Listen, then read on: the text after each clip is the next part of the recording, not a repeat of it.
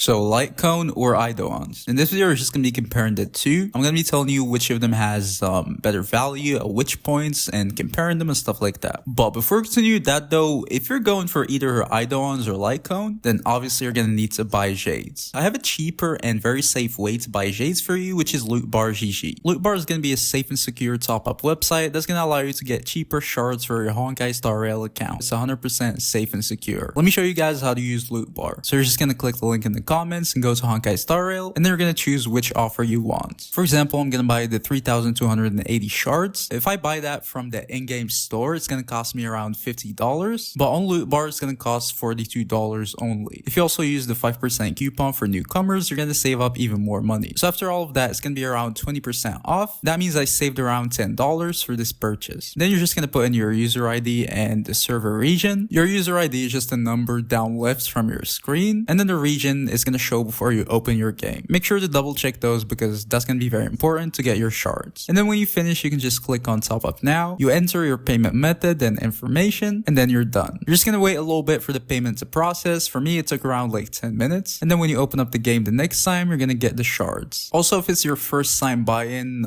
especially after the 2.1 reset, you're still going to gain the normal double offers and stuff like that, like you're buying from in-game. Click the link in the comments to recharge now. Alright, so now back to the video. We're going to start off by her light cone very quick. We're going to explain what it gives you, and we're going to compare it to some of the other like free-to-play-ish light cones or something like that. So this light cone is first of all going to give you a very high base attack. That means all of your attack buffs, everything, that's going to scale off pretty well. You all know she wants attack, so that's going to be a very good thing. It's going to have the highest base attack on a light cone for Harmony, which is pretty good. So obviously this is a very irreplaceable thing. The high base attack is definitely going to be a plus for this light cone. Now for this light cone, the passive is that every time any ally attack, you're going to gain a stack of cancellation. Basically, you're just going to gain a stack, and it's going to give you 3% energy recharge up to 5 stacks, which means it's going to give you a total of 15% energy recharge, because usually with most Robin's teams, you're going to be able to have these stacks very quick because your allies are going to be attacking pretty fast. And you can keep these stacks like pretty permanently. You're not going to lose them or anything like that. You're just going to keep them until you use your ultimate. When you use your ultimate, they're going to be removed, but in return, you're going to gain another buff. This buff is just going to increase your attack by 48%, which is very huge, and also increase all of the team's damage by 24%. So it's a team-wide buff. So what this weapon gives you as a whole is going to be super high base attack, 15% energy recharge, 48% attack, and then 24% team-wide damage buff. Also, even though the attack and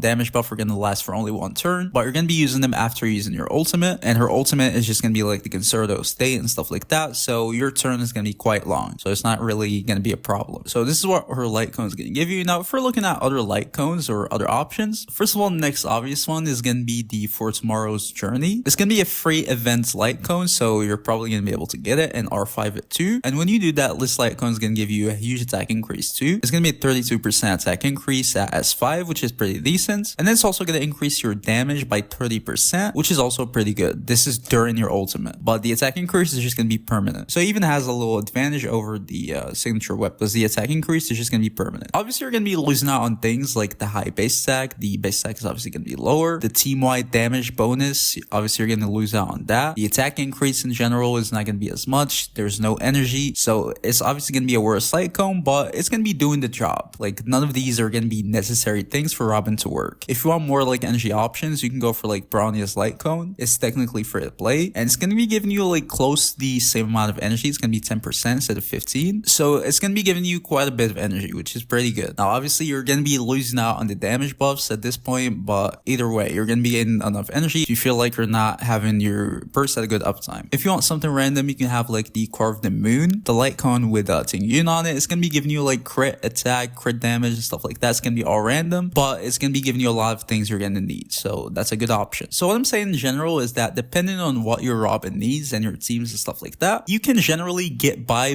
like free-to-play weapons or at least 4-star weapons. There are quite a bit of options that you might like, and her light cone is definitely not necessary for her to function. Obviously, it's going to be much better than any other light cone because it's going to be giving you like everything you need all at once, but in general, it's very replaceable. And you're going to have great like free-to-play options, especially for a Harmony support. They're going to work pretty fine, so it's not really going to be like a huge difference. Well, it is going to be a huge difference, but like it's not necessary. She's going to be a buffer, and she's going to be buffing characters even with free-to-play light cones. So you don't really want to, put too much much thought into that. That's what I'm saying. What I'm saying is the light cone is going to be kind of replaceable. Don't have it, you're going to have a lot of other great options. Now, moving on to her Eidolons very quick, we're going to go through them, explain them, and see if they're worth it. So starting off with her E1, when you enter the conservative state, it's just going to increase all of your allies' resistance penetration by 24%, which is a huge buff. We all know resistance penetration is going to be one of the best buffs in the game. It's going to be very rare to get, so the effect is going to be much higher than getting like more attack on Robin from the weapon or something like that, because with these buffs, usually you're going to hit diminishing returns. Also, there are pretty much no conditions on it. It's just old type, no stacks, nothing. You enter the burst, all of your allies' resistant penetration is going to be increased by 24%, which is huge, like literally huge. So yeah,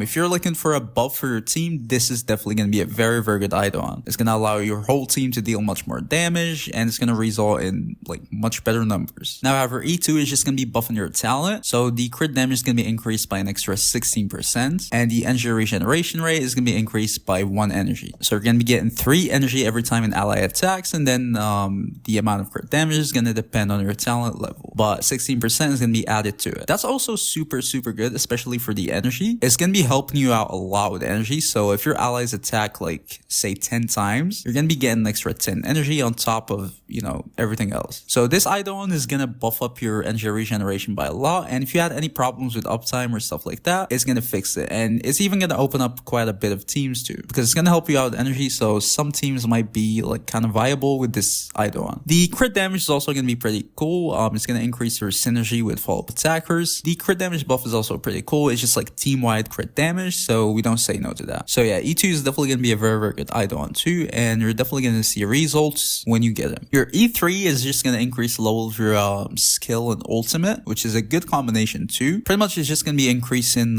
your damage, your attack increase, and also your damage bonus. So usually these Eidolons where they just like increase the trace levels are not going to be as good, but this one's actually pretty decent because you're just going to be buffing the things you're in need with her, which is pretty decent. So yeah, you're just going to be getting damage bonus, extra attack, and then also extra damage from Robin herself. So yeah, E3 is actually not a bad Eidolon too. Now for E4, you're just going to remove all of the crowd control debuffs from all of your allies when you use her ultimate, and that's going to increase their effect resistance by 50% when you're inside of her ultimate's buff. That's good. That's more like, you know, sustain potential. I can see it, you know, being like valuable in, say, for example, 0 cycles and stuff like that, where you don't really want to use the sustain. You just want to use Robin, then you can use another buffer or something like that, and you don't really want to be slowed and stuff like that. So this is going to be actually pretty good. Outside of that though, I don't think it's going to make her like a viable full sustain for your team. So I don't think it's going to be worth going for. As I said, in some teams, in some use cases, it's going to be pretty good, but generally speaking, it's just going to be like trying to make her sustain. And for most people, I'd say this is not really going to be like a very needed thing to go for. So yeah, I'd say E4 is actually not as good as you'd want it to be. It definitely has uses and it's good in some cases, but in general, as an Eidolon, I'd say it's definitely a skip. E5 is just going to increase your basic attack level, which is useless. It's just some extra damage. And then it's going to increase your talent level, which is just like some extra crit damage for your whole team. I also wouldn't really say it's that good. We already got the good E3. So all of the not necessary traces are left for E5. So obviously it's not going to be as good. So going for E5 alone, I'd say it's probably not a good idea. It's just skip. Now finally, E6 is just going to increase the crit damage of your own like instances of damage. It's going to increase it by 450%. And you can take advantage out of that 8 times. Well, I don't think I need to tell you, but a 450% crit damage increase. And this is going to be guaranteed to crit, by the way, because first of all, you're going to have 100% crit rate and then 150% crit damage. So all of these hits, these 8 hits, are going to be guaranteed to crit. And then every time they crit, their crit damage is going to be increased by 450%. So this is pretty much just going to be like 8 nukes every time you use your ultimate. And that's big PP damage for sure. Now, is it good? Yes. Is it necessary for Robin in general for like her ID as a buffer? No, but it's just definitely gonna make her deal like incredible amounts of damage, and yeah, your sub DPS capabilities are gonna go to another level. But yeah, pretty much E6 is just that you're gonna have 8 nukes every time you use your ultimate. So yeah, is it worth it? Is it good? Yes, for sure. Is it necessary? No.